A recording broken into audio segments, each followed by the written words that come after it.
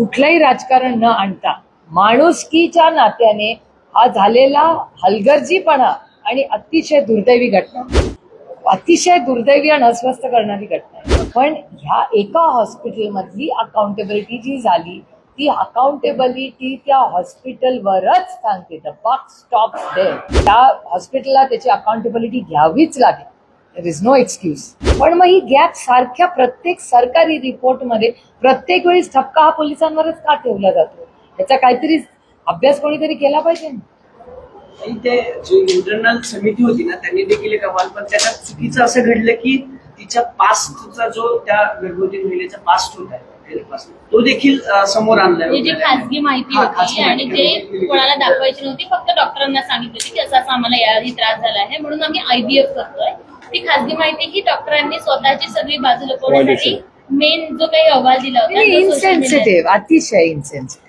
म्हणजे दुर्दैव आहे की इतका असंवेदनशील कारभार हा मी बीडच्या वेळीच आणि परभणीच्या वेळेस पाहिलेला आहे. अतिशय असंवेदनशीलपणे त्याचं सगळं हँडलिंग झालं. आता या मंगेशकर केसमध्येही एक खूप असंवेदनशीलपणे झालेलं आहे. आणि एक महिला, एक आई आणि प्रत्येक व्यक्ती, म्हणजे पुरुषांची पण प्रायव्हसी असते ना, असं काय आहे? म्हणजे प्रत्येक जो पेशंट असतो त्याला जेंडरमध्ये का आपण अडकावं? प्रत्येक पेशंट जो कोणी जातो त्याची प्रायव्हसी हा त्याचा अधिकार आहे, बोलायचंच नसतं बाहेर.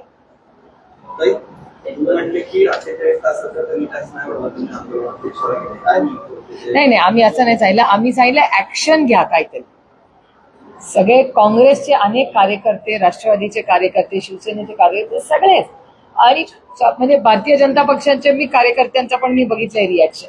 त्यामुळे मला असं वाटतं या मंगेशकर केसमध्ये कुठलंही राजकारण न आणता माणुसकीच्या नात्याने हा झालेला हलगर्जीपणा आणि अतिशय दुर्दैवी घटना, आणि त्याच्यात अपेक्षित म्हणजे जर सत्ताधाऱ्यांनाच हे हाल होत असतील तर सर्वसामान्य माणसं, म्हणजे it speaks about the system. म्हणजे जर माननीय मुख्यमंत्र्यांच्या ऑफिसमधून फोन जाऊन जर मदत मिळत नसेल तर मग कुणाला न्याय मागायचा आहे राज्यात? हे पूर्णपणे सरकारच्या सिस्टमचं फेलियर आहे. या सरकारने आत्मचिंतन केलं पाहिजे की सगळ्यात मोठ्या ऑफिसमधून फोन जातो, मुख्यमंत्र्यांच्या ऑफिसमधून फोन जातो आणि त्याच्यात एखादं हॉस्पिटल त्याच्यावर रिॲक्ट करत नाही. हे दोन्ही बाजूचा विचार आहे. मुख्यमंत्र्यांच्या ऑफिसच्या यंत्रणेनेही विचार केला पाहिजे आणि हॉस्पिटलनी तर केलाच पाहिजे. हॉस्पिटलवर ऍक्शन झालीच पाहिजे. आणि कोणी फोन केला याला महत्व नाही का? माणुसकी राहिली की नाही? दरवेळी सत्ता, पैसा ह्याच्यावरच सगळं माणूस जगणार या देशात. अतिशय दुर्दैवी आणि अस्वस्थ करणारी घटना आहे. नाही, ऍब्सोल्युटली यू आर राईट की डिपॉझिट हा विषयच नाहीये. Hospital is about service. आमच्यासारखं आहे. आम्ही लोकप्रतिनिधी म्हणजे तुमचे सेवक आहोत आम्ही. तसंच doctor is here to serve. आणि या देशात जगातले सगळ्यात उत्तम डॉक्टर भारतात आहेत. आपल्या सगळ्यांचाच अनुभव आहे. एक डॉक्टर वाईट वागला म्हणून सगळे हॉस्पिटल डॉक्टर वाईट होत नाही. तो या देशातले डॉक्टर ऍब्सोल्यूट क्लिनिकल मेडिसिन मध्ये जगामध्ये भारताकडे अभिमानाने बघितलं जातं. म्हणजे अनेक वेळा अशी चर्चा पार्लमेंटमध्ये आम्ही केले की आपले इतके चांगले डॉक्टर्स आहेत की ज्याला इंग्रजीमध्ये त्याचा टुरिझम, म्हणजे तुम्ही चुकीचा अर्थ प्लीज काढू नका, पण मेडिकल टुरिझमसाठी एक खूप मोठी ऑपॉर्च्युनिटी या देशात आहे. त्याचा प्लीज चुकीचा अर्थ काढू नका. Medical tourism is not a bad word.